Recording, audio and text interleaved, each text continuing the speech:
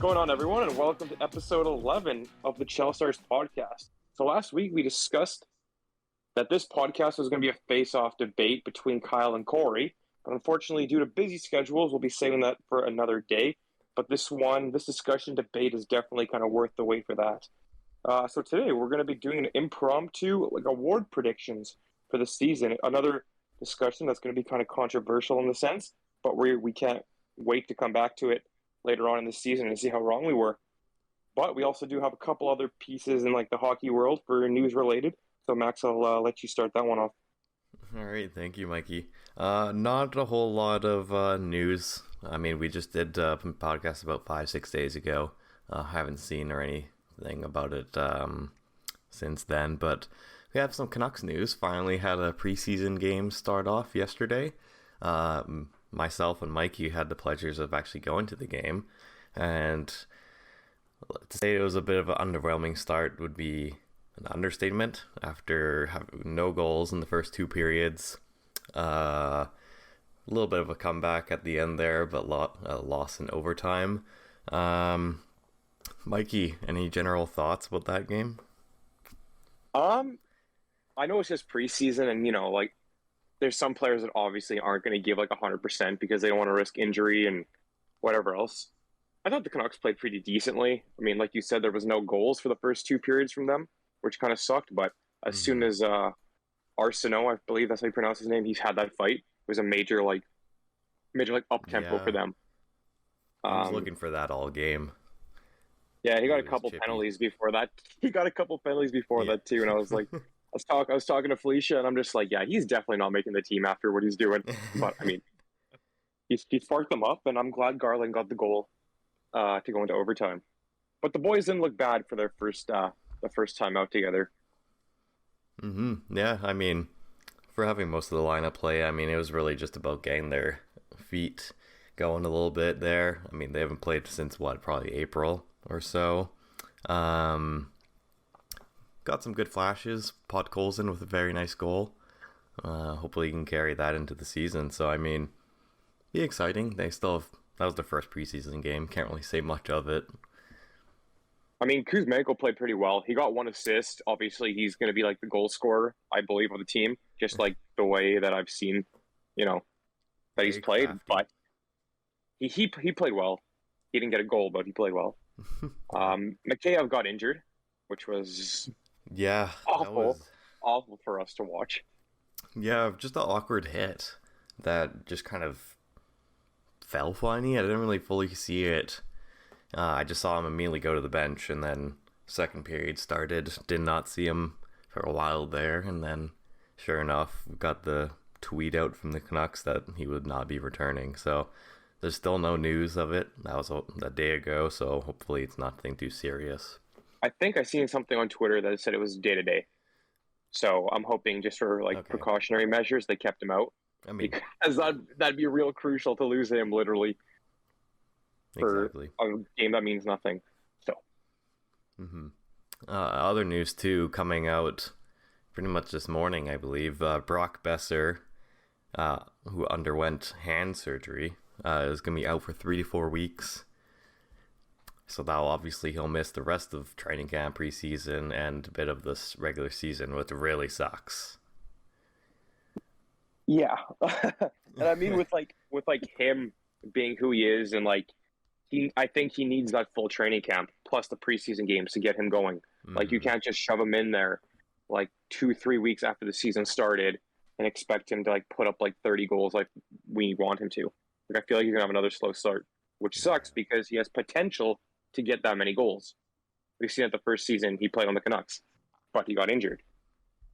Not only that you want him to, but that you need him to. Yeah, exactly. Yeah, big time.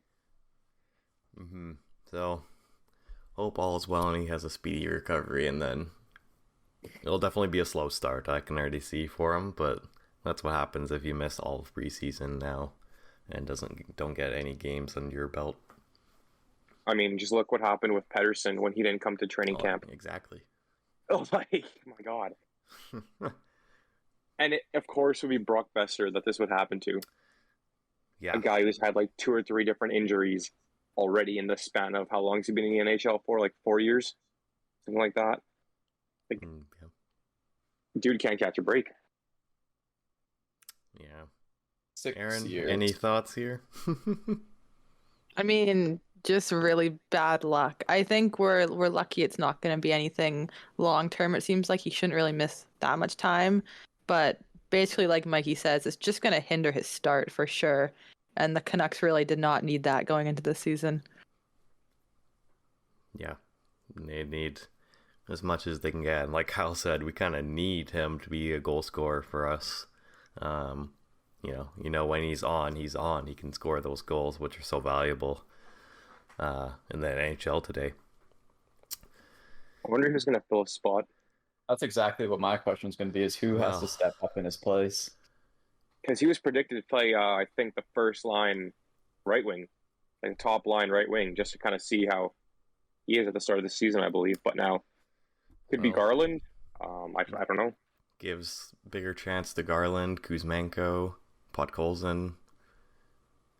Maybe since he was heavily rumored to go to Abbotsford, maybe Hoglander can jump back in. Thought you were going to say Vertanen. Oh God! I don't know why that's the name that came to mind, but no, not quite. Yeah. So you guys said Podkolzin was good. Oh yeah. Yeah. His goal was like a highlight goal too. Like, it wasn't just a regular goal. He literally deked around 2-3 guys, drove to the net and scored. I think you sent that goal through, didn't you? Over Instagram or something? I don't think so. Yes, I think it was on it. Yeah, something like that. Yeah. I saw it somewhere. Yeah. Oh no, you didn't. I just saw it in my feed then. But yeah, that goal looks sick, and that's just like, that's not a rookie move. That's like a guy who's ready to start the season move. Yeah, he was like one of the only Canucks that looked like he was putting some high energy. You noticed him a lot out there. Yeah, because he won top 6 minutes. Though. Yeah. Well, yeah. Perfect. Well, Aaron, I'll probably pass it over to you because during this last few days we've had a few Insta polls again for over-under stats, so take it away. Yeah, slow news week, unfortunately. But we did have another round of our over-under poll. So just like last week, I'm just going to run through these pretty quickly. If you guys have any comments to throw in there, by all means, feel free. So let's start off with a few season predictions for some teams here. So the first one we had was Florida, over under 104.5 points, and 83% of people said under. So I think it's a consensus that Florida maybe has gotten a little bit worse. Thoughts on that one? Yeah. After winning the President's Trophy, I mean, it definitely. I don't like their defense. You know, their top 6 is looking rough. Bobrovsky's still in net. They're really hoping he can play well, and Spencer Knight as well coming up. So it'll be an interesting year. What was the number that it was over under? It was 104. And so that was going to be my next question. Saying under, how far under do you guys think they will be? I mean, if they're much far under than that, then they're not making the playoffs. Because I think they're going to get 100 points at least. Like I think it's just under. Okay, but it took 100 points to get into the playoffs last year. And they'll do the same. Oh yeah. I don't see them missing the playoffs. I just have a hard time thinking that they're gonna drop nearly 20 points. 10 victories? I guess you could. I mean, I can think it. As the one who came up with these over-unders, that's, I think, what a good benchmark would have been. Yeah. So needless to say, they're not winning that division, according to our listeners. According to me, it doesn't seem like it. Too, yeah. And according to our rankings from last week, when we have them finishing third, which kind of tracks with those numbers. It's pretty close to that over/under.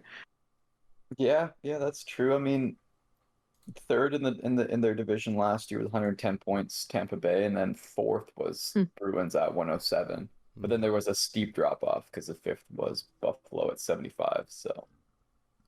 Mm-hmm. And that division got a whole lot better. Yeah, which almost might make it a little bit harder for them to reach that point. Yeah.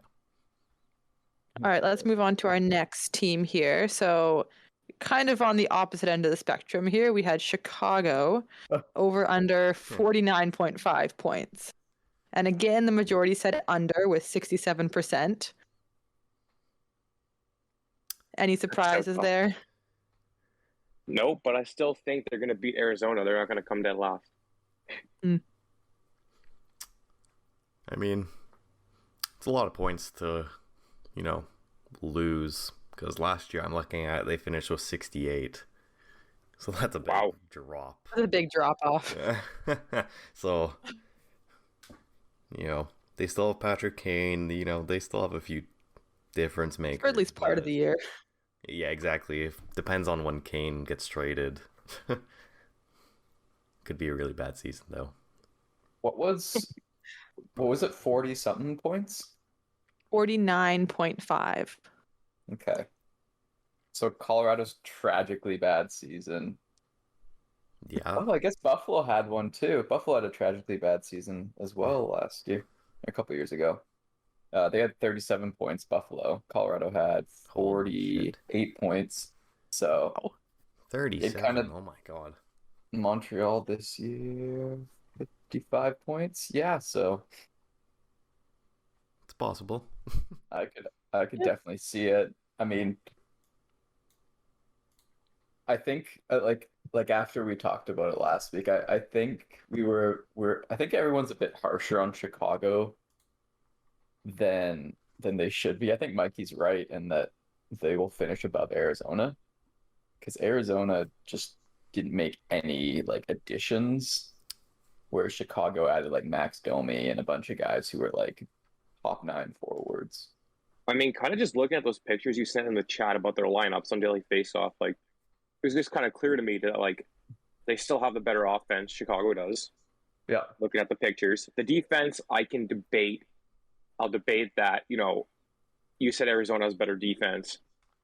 Yeah, maybe, but I mean the goaltending as well too is like for some the goaltending on Chicago is better. Yeah. For some reason I'm a big fan of Chychrun, so I think. So I like just like Chychrun versus Jones 1v1. Unless he gets traded soon. Yeah. Which very plausible. Yeah. All right, let's move on to our next team here, which is Colorado over under 124.5. And 100% of people said under. Yeah. So Kyle, I'm assuming you voted in our poll. Yeah. You want to give us your thoughts on that one? Kadri not being their second line center anymore was basically the reason why I chose that. Like So do you think overall as a team they've gotten a little bit worse this year? I think they've gotten worse in some aspects. I think their center depth is worse, but I think they've gotten better in other aspects. I think that their young players are going to keep developing. I think Makar's going to keep developing. I think Gerard's going to bounce back, and Bo and Byram's going to keep developing. So they'll be a good team until they get injured, like they always do. Well, you saw the report of Landeskog apparently battling some injury bugs already. Yeah. I mean, specify what that was. I think it's the same thing he had going on in the playoffs last year. Was it? I think it was ankle or knee or something. I honestly forget because my memory is absolute garbage. But Colorado does have a bunch of injuries when it comes to their like preseason. Like I know Nichushkin's still not playing. Landeskog obviously. Rodriguez left the preseason game injured. Oh Jesus. So it's just like That'd be a rough start. Every single year we get so damn injured. Like it's like clockwork. But yeah, I agree with the under as well. Like goaltending situation too. A little bit of a question mark there. I'm confident in it, but definitely some question marks. Yeah, fair enough.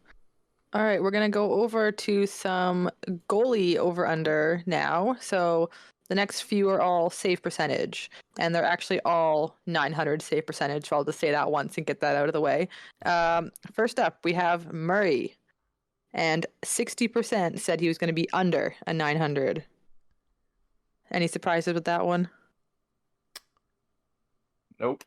Nope. Yeah, pretty straightforward. agree. I mean, yeah. He has a decent defense in front of him, but I still don't think he's going to be that good. He's just like he himself has never been that reliable, in my opinion. I mean, yeah, the All last right. few seasons, injuries as well. It's not good on him. That's true. Well, and the thing too is I think that percentage is pretty accurate as to his chance of having a good season. There's like a 40% chance he has a good season. Yeah, and it'll probably be close, right? He's not going to be that deep in the hole, you would assume, but or you hope. Yeah. He's no Vezina caliber, but I think he could hold it together and have a decent season. All right, next up we have Grubauer, and for him we have 67% said over. Yeah, I mean, you almost can't be worse than last season. That's my No thought doubt. process. So, But I mean, what a if he better is? of a team as well, so I think he can rebound a bit. Yeah. Mikey, do you have something to add there? I was gonna say, what if he is worse than that? Well, oh, that would be wow. unfortunate. And he's only got 4 years left on his deal. Yeah. Future Arizona goalie. Remember, he was an emerging goalie. You remember that one, Kyle? I do, yeah. And after he left, we won the cup, so I guess he didn't emerge. I guess not. He peaked. All right, our last goalie here, and we're actually going to need a tiebreaker from you guys. So we have Bobrovsky here, and it was a split 50-50 for his 900.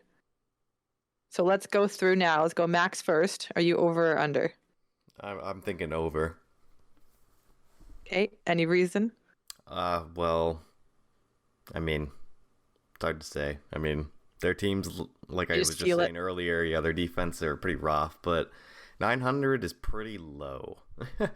I'm thinking, even when I made that, I was like, yeah, I was debating even saying 910 for him and having it there, but Yeah. I think he's going to be he'll be above it, but it could be a very interesting scenario in net for Florida, and Spencer Knight could play a lot more. All right, Kyle. Well, so over for sure. I was just looking at his stats. His worst season with Florida was his first season, right?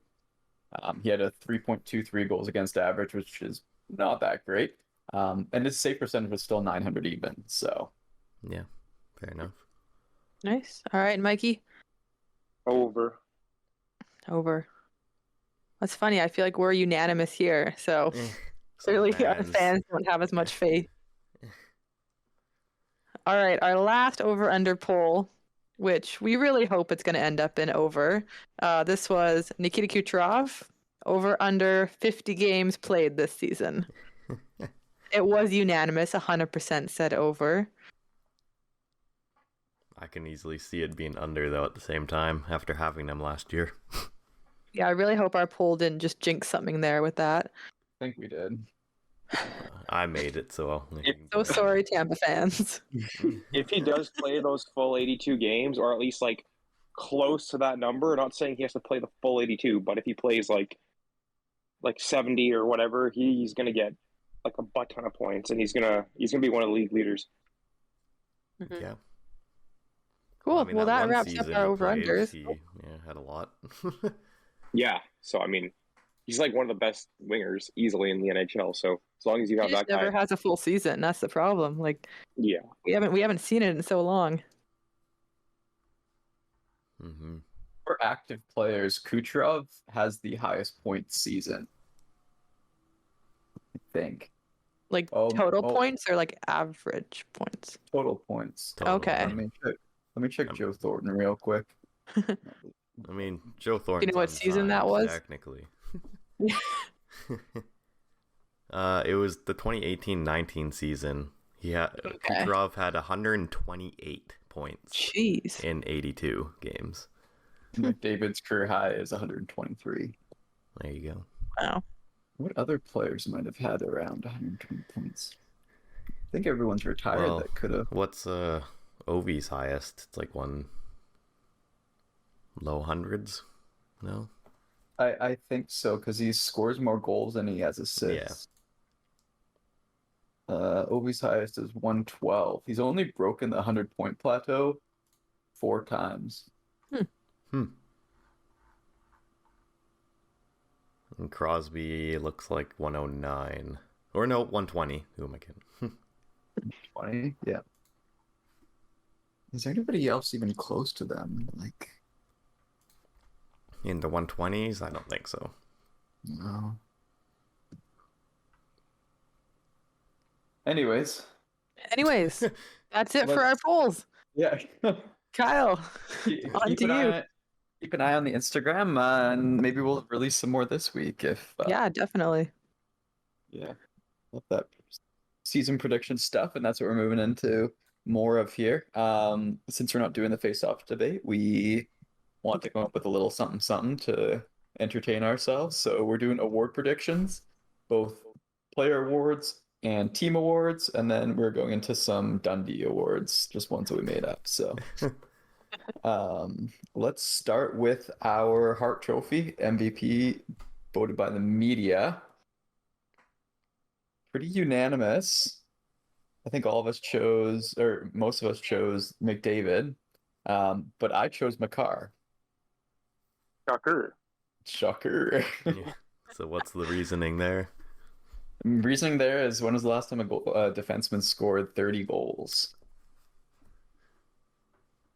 Very long time ago. So if Makar can put up 30 to 35 goals this season, then the media would go nuts and vote him for Hart Trophy.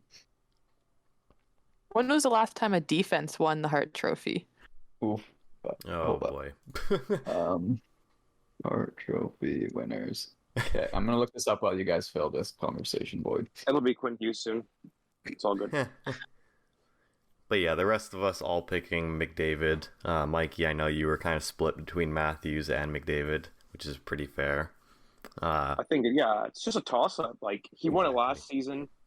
I'm not going off that. It's just that I know he can win it again this season, go back to back, because he's probably the number is gonna be high up in goals for sure. And I feel like he kind of is just the MVP of his team in that sense. I mean, if he can score 60 goals, it's pretty fair to say he'll be in the Hart race for sure. Yeah. Hey, do you guys have any guesses as to who the last defenseman was who won the Hart Trophy? Can you give us a general year range? We're looking at the 1999-2000 year. Oh boy. Jeez. Scott Niedermayer. Yeah, I was just going to say Niedermayer. God. Scott Niedermayer is a great guess, except for I don't think Niedermayer ever won a Hart Trophy. Well, Okay, well. like Lidstrom. Okay, no. Okay, another hint. This guy won a cup with Niedermayer in 2006. Oh shit. Damn. Do you know what? Oh, is it Scott Stevens? Nope. No. Shit. Who else would have played? Wait. Was it 2006 that? I don't know. Bro, that's so... I don't even know. Who is it? I mean, I can't even guess. Oh, Yeah, sorry. 2007. 2007. Oh. They beat Ottawa in the finals. Okay. Yeah, I don't think we're gonna get this one, Kyle. History. Okay, so the team that beat Ottawa in the finals was Anaheim. Yeah. And the defenseman was Chris Pronger. I was going to guess Chris Pronger, but I didn't. Then why didn't you? Then why didn't No, you? You just should have Why said would he it. win the Hart? I don't know. It was in my mind. He was like the only defenseman. I knew it was going to be from Anaheim. He was the only other defenseman. You didn't I had say in mind. Anaheim. I left it there, and you didn't say Anaheim. Yeah. Oh my god! I knew. Okay, whatever, dude. Just say it. I got it right. Like, You just don't want to give us more Mikey Mondays. That's gonna be a Mikey Mondays clip. You say Yeah. nothing for a minute straight, and you're like, "Oh, I had it." Yeah. Well, that's interesting, regardless of the point. Yeah. You said no, 99, Kyle? Was that the year? 99, 2000, and he had 14 goals and 48 assists. Wow. But he was a plus 52, so yeah. It'd be kind of cool if a defense would win it. And it's been, what's that, like 20, 23 years? Yeah. If it's going to be anyone, it's going to be Makar at this point. Yeah. Yeah, Makar I wasn't can see even that. Born. Or wasn't he? He must have just been born or something. What a fact. Awesome. So on a related note, we'll jump to the Art Ross. So that's the MVP voted by the players. And wait, I think What? that's The Art Ross? no. Sorry, that's a Where are you Lindsay. going? Sorry, Lindsay is MVP voted by the players. Which we had unanimously as McDavid. Again. So Kind of I guess be we hard don't not to. think. I guess we don't think Matthews is going to have as good of a season. I mean, I wouldn't even say that. I just feel Or like McDavid's just I gonna think have that much McDavid's going better of to, a have a better Yeah. season. Because Yeah. Edmonton as a whole, I think, is going to be a little better, and that's going to make him look better too. Yeah, That's what I and think. that'll go into our Art Ross for most points. Again, unanimous McDavid. Is there anyone who could even rival him this season? I mean, we talked about it. Yeah. If Kucherov can play full 82. That's maybe true, yeah. He can compete. Draisaitl? Draisaitl, obviously, yeah. Yeah. Yeah, who knows what will Miller? happen over the course of the season? Miller, Ooh, Miller. totally. It'll be like the Jamie Benn Hart Trophy year. Yeah. Just no skill. Cool. We'll jump to the Norris now. Any guesses? Are we supposed to guess? Because I have it open in front of me. Tyler That was Myers. for our fans. Cale Makar, unanimous. Do we think Yossi can have a good season? I mean, regardless if he has a good season or not, he's not going to win it because Makar's there. Look at last season. This guy had 96 points on defense. I mean, I don't think he's going to be as good as he was. Yeah. So, I mean, and Makar already being that far ahead, there's just no way anyone catches him. Yeah. I think the only guy that could give him any run for his money is Fox. I think New York's going to have a better season this year. Yeah. So I think if he he can could stay really healthy, his points will be up there. Yeah. Absolutely. This one will be more of a discussion. Calder Trophy, Rookie of the Year. Mikey, I'll let you take it off. Or take off with it. Yeah, for Calder, I put Take it off. Calder, I put Slavkovsky.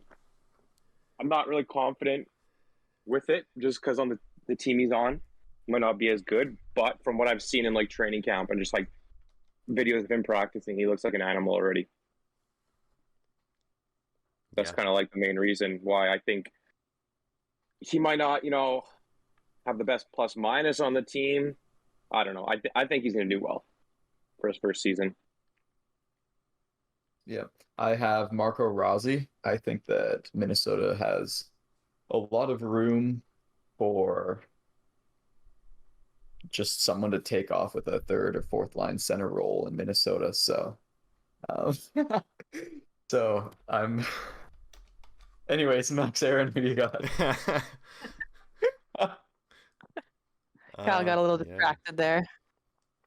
Aaron, you want to take it away on this one? We both had the same Yes. one. So we unfortunately ended up with the same person. I didn't see that you had him when I chose mine, so that's fine. I will go first. Sure. So we have chosen Matthew Veneers as our pick. The reason I had him was because the way Seattle's looking right now, he can easily slot into like a top 6 role, I believe, like as a centerman. He's probably gonna shine just because of the people around him. He's gonna be playing more minutes. He's gonna be in higher roles than I think some of the other rookies will be.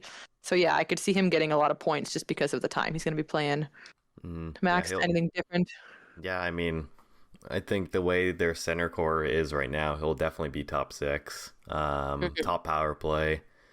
He had a great little stint in the NHL at the end of the season there. I think he was 10 points in 10 games or something like that. So, I think he's definitely one of the favorites to win the Calder. And, with such great wingers over there, he'll have a lot of different line mates.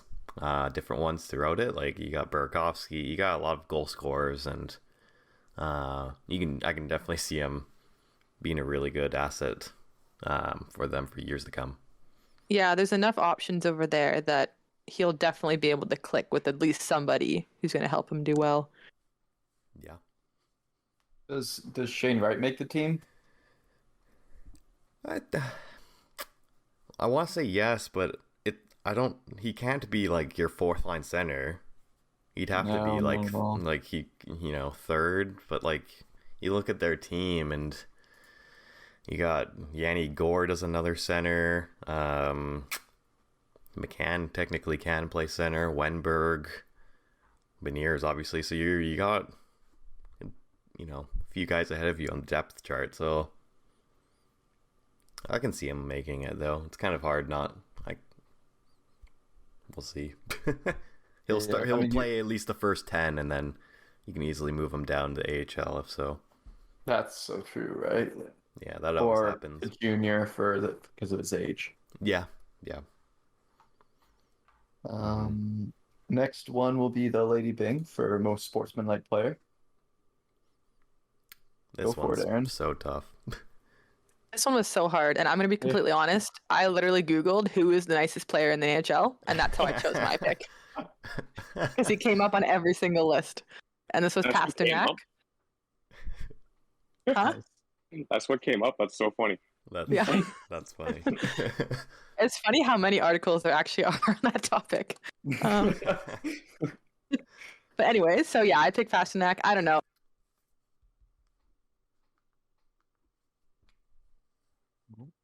Oh, I think your mic has been cutting out. That was just me. I was like, what happened? I literally unplugged my headset because I was like, shit, this ain't working.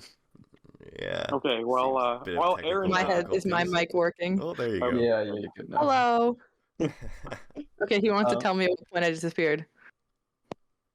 When you're just about to explain your pick. Well, that's good because I don't really have an explanation. Oh, okay. No, honestly, I don't know. He just seems likable and he seems like he has a good personality. So that's what I'm going with. Nice. I picked Kyle Connor because I looked at all the NHL leading point getters last year and picked one with the lowest penalty minutes, and it was Kyle Connor. 4 penalty minutes last year. That was good. Yeah. How many did you say he had? He had 4 penalty minutes. Damn. It was like wow, that's pretty impressive. Yeah. Yeah. I remember like a handful of years ago, I think Ryan O'Reilly went like the full season without getting any penalties. That's impressive. Yeah. So he obviously got the award. Fair enough. Similar to mine as well. I know I picked Barkov to win this just because he puts up a lot of points and, well, he also doesn't take a whole lot of penalties, and he's a very good two-way guy, so, maybe he'll be in the odds to win this. It's very hard to predict. All right, Mikey. I picked Horvat, just to be biased and to make everybody mad. I picked Horvat. He puts up goals when he wants to, and he puts up some points when he wants to as well. And not to mention, he's a great off-the-ice kind of guy, and he seems like a good sport from what I've seen, captain of the Canucks. Seems like a good sport to me, for sportsmanship-wise. Absolutely. This category is just hard. Like, I don't know. I literally picked, like, I picked the captain of my favorite hockey team, so yeah, I'm going to be biased here. I think this one's especially hard because penalties are so random. Yeah. Like sometimes you'll take 30 penalty minutes a year, and sometimes you'll take like 4 penalty minutes a year. Like it just depends what kind of situations you get put in and stuff, right? Pretty hard to predict. Selke Trophy, best defensive forward. Barkov. Any comments there? I think Max said it earlier. He's just so consistently good both ways. Yeah, just one of the more reliable forwards, I would say, in defensive situations. Yeah, he'll have to put in a big shift this year with them being a little bit more questionable on defense, I would say, on paper at least. He'll definitely have to up his game, or at least keep it the way it has been. And it's always the same people in these Selke conversations. Bergeron's won it multiple times. Barkov's in it. Kopitar. I'd love to see someone like a little bit more underrated win it. I was debating putting like Eriksson Ek or Philippe Danol, but you just know it's always going to be like a big name player. Yeah, it's hard because it's so related to their style of play, but they also have to put up a lot of points, so it really makes them look like they're actually doing both. Exactly, yeah. Well, that's exactly it, right? Like they expect them to put up a lot of points and still be a good defensive forward, which I guess that might be like the whole premise of the award. But there's some great defensive players that just don't put up points that maybe should get a look sometimes too. None come to mind right now, but over the course of the season, I'm always like seeing these guys have like very solid defense, forechecking, back-checking years, and just not getting the points and not getting the recognition. In fact, some of them won't go into free agency and not get offers for weeks because they just aren't good point producers, but they make a huge difference. Game in, game out, just with how they play.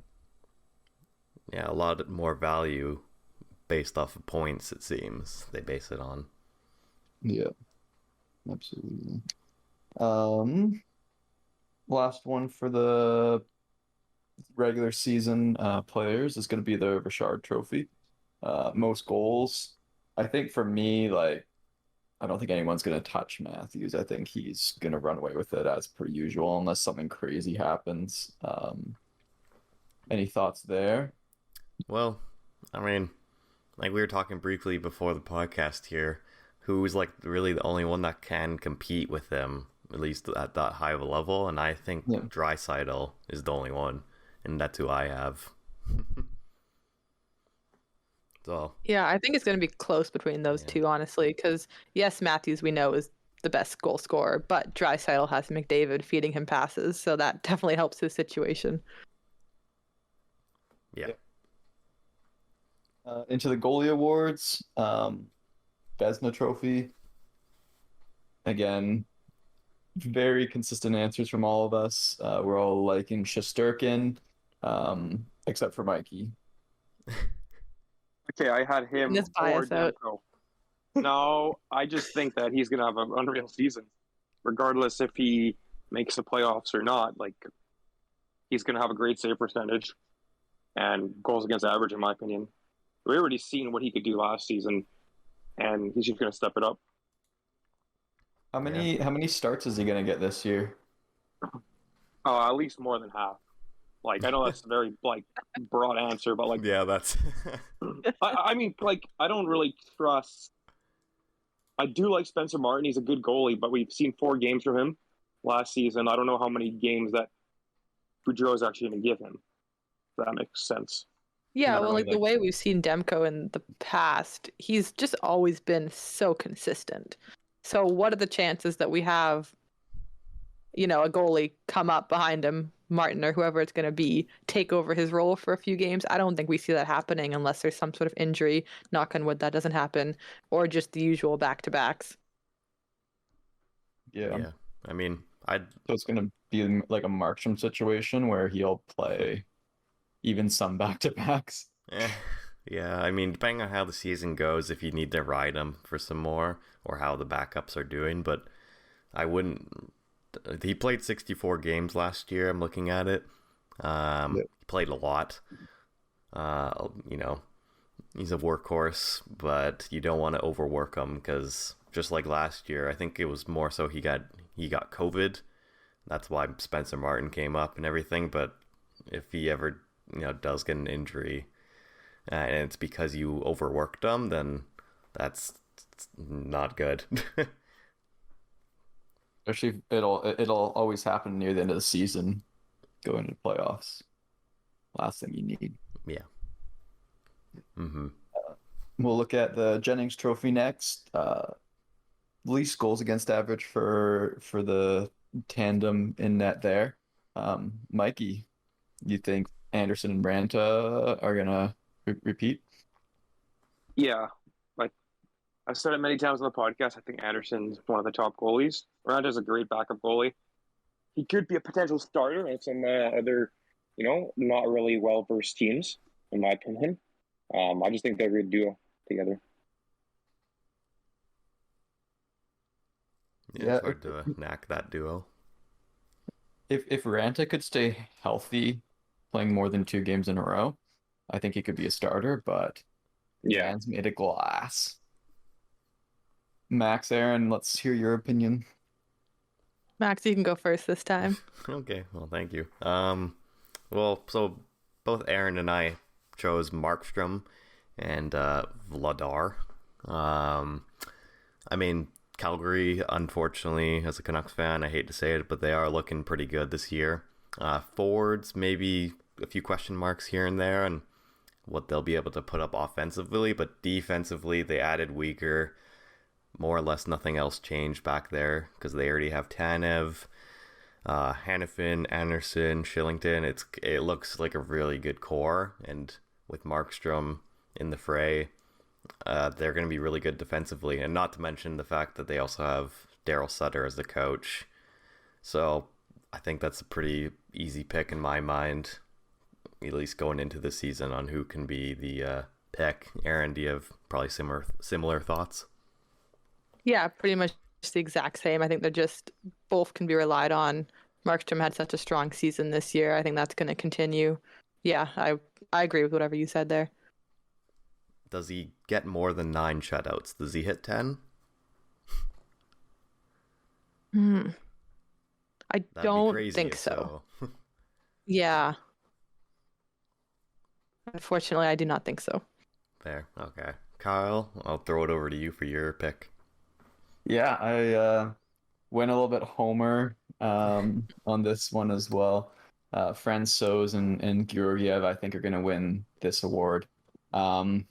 Just looking at the stellar defense Colorado played in the playoffs last year, and honestly played all season, both their forward group and their defensive group, I think it sets up that goaltending tandem for a lot of success. I think Colorado has the best defense in the league as well. Their first line is insane with Taves and Makar. They're facing all the opponent's best players. You got Bowen Byram, who's just going to get better. Sam Girard's going to have a better season. Eric Johnson and Josh Manson, solid shutdown guys. I just don't think you can get a better defensive team than what we got right now. So I think that's going to translate to that goals against average award as well. Because in a way, this award is almost like a team award in a sense. Because it's not just the goalie that kind of is, it's not their save percentage. It's not like that. It's all about goals against. So you really have to relate it back to the team as well. Yeah, absolutely. Because you can be the best goalie, but if your backup stinks or anything like that, or your team defense is bad, even if you're saving a bunch of high danger chances, but still letting in 3 goals a game, and just you won't win that award. Mm-hmm. Okay, going into the staff awards, I guess you'd call it. Jack Adams, best coach. I'll start with Aaron. Yeah, so I have Sutter for my choice here. Reason being, I just think Calgary's gonna. They have a very different team this year, so assuming that he'll be able to get them to gel well, and I believe they're going to be pretty successful, that was kind of my reasoning behind this. Just an extra challenge for him with his personnel being so different. Hell yeah. For me, I had Dean Everson in Minnesota. I think Minnesota's gonna have a solid year this year. Really young team, but I think they're gonna surprise out of the gates and just continue that confidence throughout the season. And I think that's gonna get him an award. He's been an unreal coach for them too the past few years, so Yeah, I think he he's sure has. very deserving. For someone who's a Colorado fan, you sure really love Minnesota. It's really funny. I hate them so much that I appreciate them, Yeah. you know? You just love it, so many players on that team, and well, yeah, it sucks, right? Because they're young, they're fast, they're fun. And they have like one of the best coaches in the league too, which I always respect teams like finding a good coach and keeping that good coach instead of like just recycling through coaches so quickly. So I just think they do a lot of things right, which sucks because they're in our division. But mad respect. mm-hmm. Speaking of recycling coaches pretty quickly, I have one that the position always is different. I swear, every couple of years. That's the Edmonton coach. So I have winning the Jack Adams, Jay Woodcroft. I think their team looks pretty good this year on paper. I think all of us, I remember last podcast, think they were going to win the Pacific. I think they might have a good playoff run again. We'll get into that. But I mean, Woodcroft, pretty funny post-game, conferences. I think a very likable guy, and I think could easily win this award. Mikey, Is humor a factor in this award? Yes. Personnel, yeah. Okay. It's Okay. actually the tiebreaker. Exactly. Yeah. Just look at Tell me a Daryl joke. Sutter winning it last Do- year. Dean Everson doesn't have humor. He hates when people call him Creed Bratton, so therefore tiebreak goes to Woodcroft. There you go. Mikey, any comments on top coach of the year? Same one as Aaron. I picked Sutter. He just seems to know what he's doing, and with the team that he has around him, he knows how to play those guys, where to play them, and I just think he's like a perfect fit for Calgary. That's kind of why I chose him. And his comments in the media are hilarious, so since he's funny, he's going to win that one. Darn. The Battle of Awesome. Alberta is just the coaches. Yeah, just the coaches bickering at pressers. Awesome. GM of the Year award, back to Mikey. What do you got? Calgary as well. Yeah, Calgary. Sounds as a whole. good. Tree living, Yeah. perfect. Awesome. And the other three of us had Chris Drury in New York. What do you guys think of that? I mean, we'll get into the playoff predictions in a little bit, but you will see shortly that I have a big belief in the Rangers this year. So I think him building that team will get him this award. Yeah, like that was my thought process as well. I swear the candidates, like the finalists for this award, is always just the teams that are in the conference finals, because that's when it's announced. It's usually like the three of the four. And that's why Lamoriello won the other year. Yeah, so I have Drury as well, and we're just about to get to it, but I do think they're going to be coming, going to be one of those Eastern Conference, finalists again. Trying really hard not to spoil your answer to the next question. I really there. don't want to, but that's my reasoning. Kyle, how about you? Perfect. Awesome. We'll head into the President's Trophy for the top regular season team next. Huh? No. Nobody's laughing over here. It's all good. Oh, okay, sounds good. None of us have repeating, obviously. We just talked about that with our fan polls. Aaron, who you got for President's Trophy? Yeah. I have Tampa Bay. Reason being, I think a lot of the teams in the Atlantic have gotten a little bit weaker this year. They're not one of them, clearly. So I see them having a little bit of an easier chance, and those teams are going to be playing a lot. And just overall, they just have so many scorers on their team that and Vasilevsky in net, that they're going to be pretty solid all year. Could easily get a lot of points throughout the season. Absolutely. Yeah, with a And healthy Mike, you squad, agree it's there? pretty deadly. Yeah. And Mikey, you agree with that one? Yeah, I put Tampa as well too. It's kind of hard not to see them do well. And again, with a healthy roster, if Stamkos can remain healthy, Cooch, Hedman hasn't really had any injury troubles that I'm aware of. I think he usually plays a pretty good amount of games a season. But if they have their whole team kind of on point with Braden Point, and Anthony Cirelli, the depth guys like that, I can see them. I can see them putting up numbers. Because it has been a pretty long time since we saw a full, healthy Tampa team for an extended season. Yeah. We haven't really seen their regular season potential yet, I don't think. Is this the end of their window, just given all the massive contracts they're giving out and how their cap is tied up? I wouldn't According say to Corey, it is. And yeah, Corey's not here, luckily, to say that. I don't think it's the end personally yet, but I think the end is coming. It's gonna hit them Not hard. to be pessimistic. Yeah, it's gonna give it a couple of years, and it's gonna be a sharp change. Yeah. Do we see them making the finals? I mean, we're gonna get to that, but do they have easily that potential? I mean, It's always looking at our there, answers, no, but Yeah. I mean, But the potential's always maybe next there. year. potential's there. I wouldn't be shocked if they did. It would mess up my prediction, but I wouldn't be shocked either. I could easily see them be in the conference finals, at least. Yeah. Max, do you really think Edmonton can be the top regular season team, given their lackluster defense and questionable goaltending? I mean, wow, really slim. We know your opinion on that. I mean, like I said, it's hard to say. I mean, their team is loaded offensively. They, got better over the summer. Finally addressed their goaltending position. We'll have to see how Campbell can do, but I think he'll be, pretty good there. Different spotlight on him compared to Toronto. Defense a little questionable, but I think Nurse can have a little bit of a bounce back compared to his playoffs. I know he was playing with some really bad injuries. And then obviously when you have McDavid, Draisaitl up front, it's hard to say they're not going to be that good. Yep.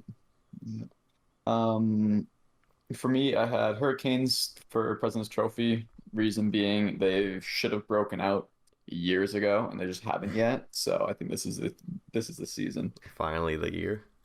And finally the year, maybe. Awesome. So I think next we will go through our predictions for Western Champ, Eastern Champ, Stanley Cup Champion, and who's going to win the Conn Smythe for that team. Max, you started off. Sure. I mean, even though I've been talking a lot about them, Edmonton, I do not have them going on to the finals. I have them facing off against Colorado, actually, in a rematch, but with Colorado, again, beating them out. This time not in a sweep, though. But we're not predicting games here, just to get that clear. Not every one of you have to say that, but... It's being recorded. We know how you think. Yeah. In the East here, talked a lot highly about them, and obviously, like I mentioned with the GM of the year, Chris Drury, I think they're going to come out of the East this time. Who knows who they're going to face? I'm not going to predict that as well, but I think their team is looking pretty good with a lot of young players looking to take a step up, so I think they're going to move on. Kyle, how about yours? So I got the Stanley Cup Finals being Carolina and Colorado. And I think Colorado will squeak it out again. But I mean, Carolina made some sick upgrades this offseason, just bringing Pacioretty for nothing and Brett Burns. Could be an exciting Stanley Cup Final as it was last year. And my prediction for Conn Smythe is Patrick Kane getting traded to Colorado and I like it. Being the MVP that off season. Aaron, who you got for finals and Conn Smythe? Yeah, before we get to me, I don't know if I just missed it. Max, did you say your Stanley Cup champion in there I somewhere? didn't. I didn't. Okay. Totally forgot to mention both until I passed And it the off. Conn Smythe, right? Yeah, that. Yeah. God. So, Yeah, so let's go back to you quickly. well, I guess pretty in a way boring answer compared to Kyle's going with a prediction of Kane to Colorado. I have Colorado winning, but with McKinnon getting Conn Smythe this time. Woo. We love But it. not very exciting. No. That is really I exciting. mean, exciting for Kyle's ears. I was excited. Yeah. All right. Anyway, so mine is also not super exciting for the Stanley Cup Final, at least, because it is the same as Max's. I have Colorado and New York, pretty much for the same reasons. The only difference here is I have the Rangers winning the cup this year. Reason being, I think they have, kind of like Max said, just a lot of young talent, or maybe that was Kyle, I don't remember. That was A lot me. of depth. Okay, there you go. Their It defense, definitely wasn't me. yeah, doesn't sound like you. Yeah, their defense is solid. Their goaltender is solid. I think that's one of the big difference makers over Colorado is having Shesterkin in net will give them a bit of an edge. And Shesterkin is my Conn Smythe winner as well. All right, Mikey, let's hear it. I have the Avs winning the Stanley Cup. I don't really have the team that they're going to be playing against, but if I was going to guess any team, it would either be the Hurricanes or Rangers. I want to say Hurricanes more so because I kind of want them to do really well. I like their overall team, so it'd be nice to see them. It'd be nice to see them there. But my Stanley Cup Conn Smythe winner is Makar. Pretty obvious choice. He'll probably just flourish if he makes the finals again. So pretty easy to put him there. Hell yeah. Cool. We got a couple more minutes, Max, to go through our Dundies.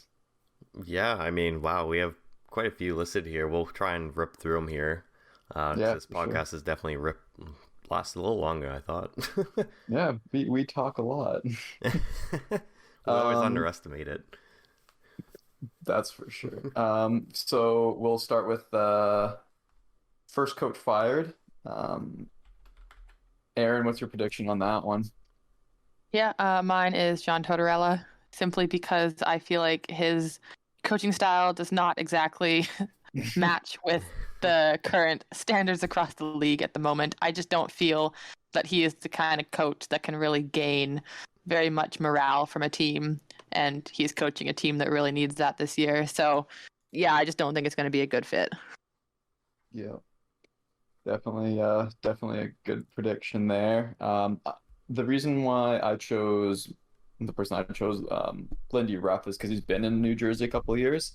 I would have picked Tortorella, but I don't think they'll can him like right after signing him. Yeah. So I think New Jersey's going to start off pretty slow. Lindy Ruff's going to get fired, and then New Jersey's going to have a great last 3 quarters of the year and make the playoffs. Maxwell? Yeah, I mean, I'm basically pity backed off of you with Lindy Ruff as well as my pick. I think New Jersey is definitely one of those teams going into the season that has really high expectations, and I don't think they're going to get off to the hottest start. So usually in cases like that, the coach is the first one to go. Yep, that's for sure. Mikey, who you got? Any predictions? I had Ruff and Tortorella, to be honest. I put both. Yeah. I kind of agree with what you're saying that they're not going to fire him after kind of signing him, but I just think they're going to have an atrocious season. And Tortorella, again, like Aaron's point, I don't think he's going to mesh well with who they have on their team and what they're kind of about. That's the reason. Yeah, that's the reason I put Tortorella there. I think more so him over Ruff because I don't know a whole ton about Ruff, but yeah, I'll just stick with Tortorella then. Yeah, for sure. But We'll get into which goal is going to have the most losses. Max, who you got there? I mean, I'm not trying to hate on this goalie because I do think he's actually pretty good. But given the team in front of him, that being Arizona, I think, oh man, I don't know if I'm pronouncing this right, but Vejmelka. Yeah, I think unfortunately to him, he's going to have a decent season again, but the losses are going to pile up for him. And he's going to play a lot as a guy they want to kind of develop, but the losses will be there. He was kind of unreal last year. Like, he had some insane saves. And just some Yeah. performances where you just like shut the door for 60 minutes straight. It'd be nice to see him on a better team. Oh, it would. It would. But Mm-hmm. not sure if that'll happen. Maybe it will. You never know. Cool. Kyle, I had Carter because I think Philly's gonna have a terrible season, and their backup goalie is stuck in Russia, so they don't really have anyone else to play. So I think Katahat's gonna play 60-something games and lose like 40 games. I haven't If heard not- much. Is that goalie still in Russia? Yeah, he was. So he appealed the decision from the Russian government to keep him there, and he obviously was going to lose the appeal, so he just withdrew the appeal and is doing military service for 1 calendar year before he's allowed to leave. Jeez. So who is their current backup then?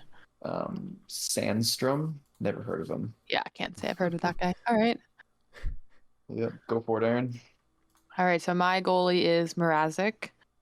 Similarly, with being on a team like Arizona, I think Chicago is just not going to be doing well overall this year, and that's just going to hurt him. I mean, it'll be close between him and, again, the name I can't pronounce, Vejmelka. Maybe that's partly why I didn't choose him. But yeah, I just think Chicago's not going to have a good year, and that's going to hurt his stats a lot. Mikey, you had Jake Allen. Jake Allen, yes, sir. Spoiler. Figured why not add to the bottom 4 teams there and put Jake Allen. Hell yeah. Montreal, just like the other teams, seems like they'd be in a little bit of trouble this season, and he's going to be their starter, and he's probably going to lose a lot. So, yeah, Sounds about right. And we'll finish off with who we think the biggest suspension's going to be. Aaron? Yeah, I had Trouba. I don't think that's super surprising given his history, but I could see him getting into some trouble this year. It's just gonna be one of those times where he actually connects with the guy's head, like, really badly. Especially as there's been so many close calls with him that it's just bound to happen. I just can't stand him. Like he runs around with his elbows and shoulders, fucking slamming them into people's heads. And then they made him the captain. Like, what the fuck? It's actually really funny. I didn't think about that. I don't agree with that. But yeah, I'm thinking he's gonna have the biggest suspension this year. Mikey, you agree with us there? yeah, it's kind of hard not to choose him. I do also think Wilson's one of those guys. Reeves, if he gets more playing time, maybe. But I think Trouba, for the most part, he goes for dirty hits. So absolutely. And Max, I really like your answer to this. Yeah, I'll get into the second one in a second here, but Tom Wilson's just someone that whenever he does get a suspension, it's basically just getting larger and larger. I can't recall what his last one would have been, but if he gets another one this season, it's going to be at least 10, just because you know it's going to be 4. So, a player with history definitely adds to it, and he's definitely going to be someone to look out for that reason.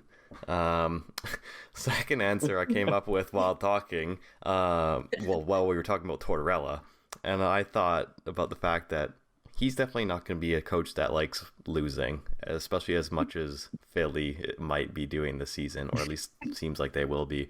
I think there's going to be another behind-the-scenes thing where he gets out of control and gets suspended. So that would be very interesting. That just popped in my head. I thought I'd share. I like that. Awesome. I'll hand over to you, Max, and we'll jump into that fan question. Yeah. Sorry. Are we doing the next topic or the next point? I don't think so. No, I Okay. think we'll just jump in the fan question. We'll save it for you guys listening for next week. We have a few more listed here, but it's already been too long. Yeah. Correct. So yeah, unfortunately, our fan question for you guys would have been about the face-offs. We didn't post that because of the circumstances we explained earlier. So hopefully that will be soon. So that question will be posted eventually when we know what's going to happen. But what we got for you guys is our question for you guys, which we'll definitely post this time, is what team is going to have the hottest start in the NHL? There's always that team that, whether they go perfect in October, November or so, but there's always that team that has a really good start and teams that don't. So we'd love to hear your answers to that, and we will share ours next week as well. Perfect. I'll slide it over to Aaron. Yeah, I think that pretty much wraps it up. I know that was a much longer discussion than we were thinking it would be, so thank you to everyone that has still listened all the way through. We will hopefully have our face-off debate shortly, but the next couple episodes here are likely going to be pretty related to our fantasy team drafts. So stay tuned for our personal draft results coming out pretty shortly. We will also be posting some more polls on our Instagram, so make sure to check that out at Chel Stars. If you haven't already gone and followed us, please go do so. A lot of the awards we talked about today, we'll throw some polls on our story to get your guys' opinion. But other than that, be sure to subscribe to our podcast, follow our Instagram, and we will see you guys next week.